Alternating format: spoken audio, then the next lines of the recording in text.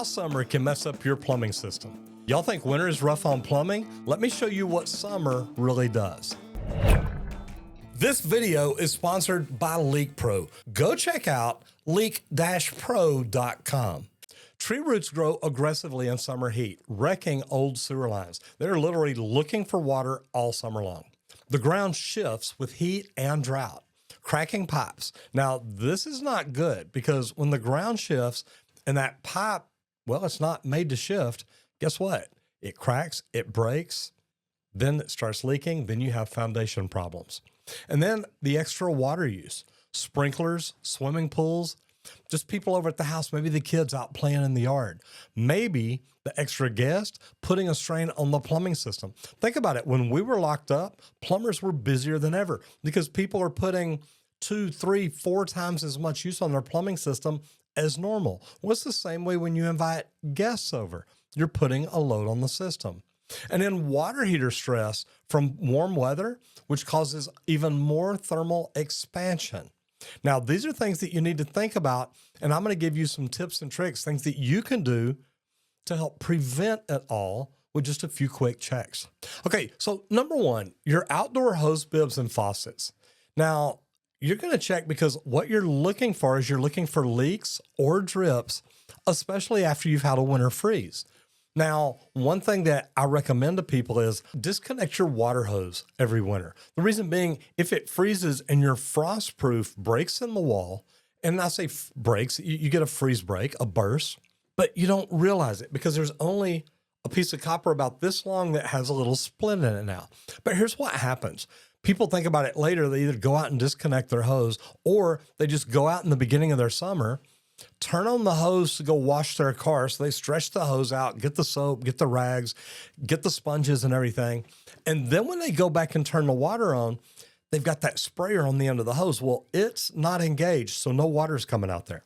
So that split that happened in the wintertime that really showed you no signs of it is now spraying water in your wall for as long as you've got that water turned on. And guys, here's what happens is normally people will turn on the water. Well, it doesn't just show up immediately. So they open up the frost proof. Now it's spraying inside the wall. Sometimes it's not loud enough to hear. So they go walking outside, they wash their car, they come back over, and literally all along the foundation, along the edge of their house, it's wet because that whole wall has just started filling up with water. So what you want to do is you want to look for leaks or drips, especially after a hard freeze. If you live in an area where it freezes often, check this every year. Now, one thing you can do is open the water up slowly and put your thumb under it. See if you can stop it from coming out. If you can, that may tell you there's a problem. Another thing is possibly put a gauge on and turn it on and off at the meter and see if the pressure goes away. You want to make sure that that water is not spraying in your wall and causing problems inside the house. That's going to cost you even a whole lot more money. But if you have a cracked pipe behind the wall, I've got a video teaching you how to change that out. So it's something you may want to look at. Number 2 is your irrigation system. You need to inspect it. Now, what are you looking for? Well, you're looking for cracked heads. You're looking for busted lines. Maybe you've got lines that are above the surface because your dirt's washed away. You're looking for extremely low pressure. You could have problems with your backflow preventer, or you could have zones that literally are cracked and broken and the water's not surfacing, so you don't even know it. Turn each zone on and walk the line. Now, you may need to put a raincoat on, something like that, but a small leak, it can waste gallons of water each and every day. Another reason that I really love walking my irrigation lines is I want to see if there's a head broke where water's just spraying full blast up. It's flooding an area, flooding a zone, and it's really just wasting the water. So walk your system, check it out, and make sure everything's okay with it.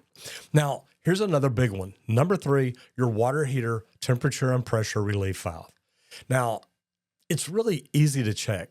A lot of people tell you you need to test these every year. And in the very beginning, there's nothing wrong with that.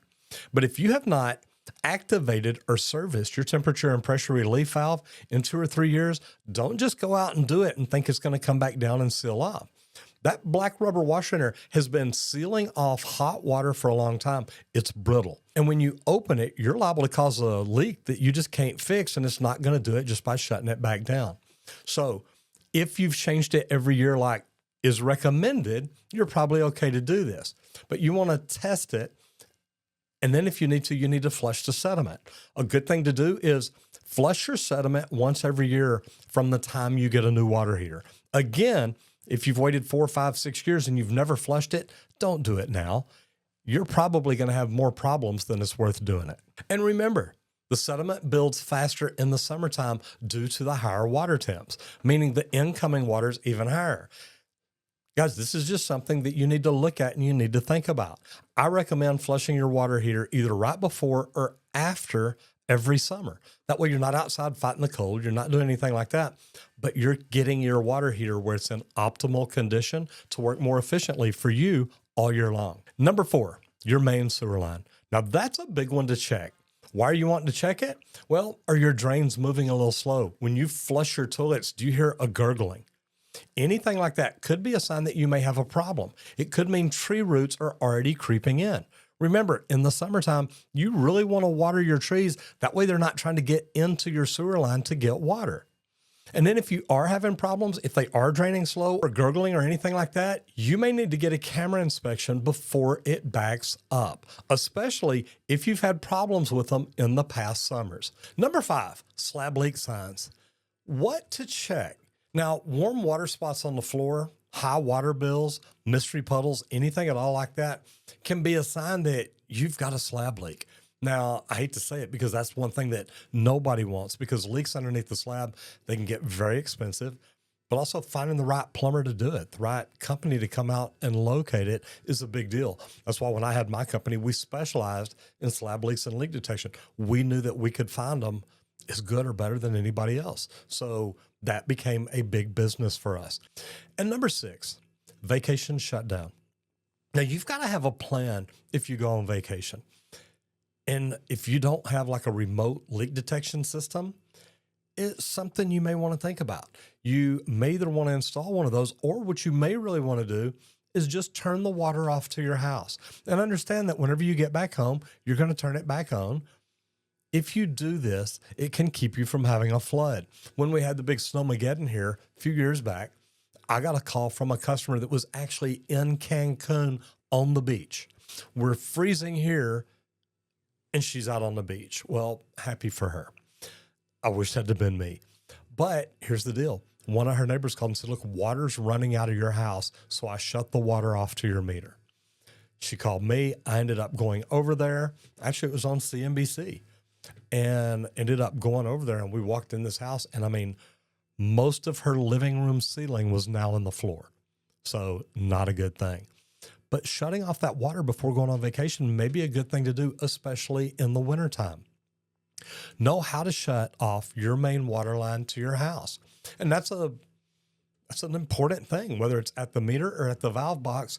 You need to know how to turn the water off, because if you do have a leak, that could save you tens of thousands of dollars just by being able to shut off the water soon. So guys, these are all things that as we get ready for summer and it starts warming up, these are things that you're going to want to look at. You're going to want to check and see what you can do to help keep your plumbing system from giving you any problems at all this summer. Now, if you've already subscribed, make sure you ring the bell so you don't miss out on anything when we've got tips and tricks like this for you every single week. And if you love this video, I definitely think you're going to like that one.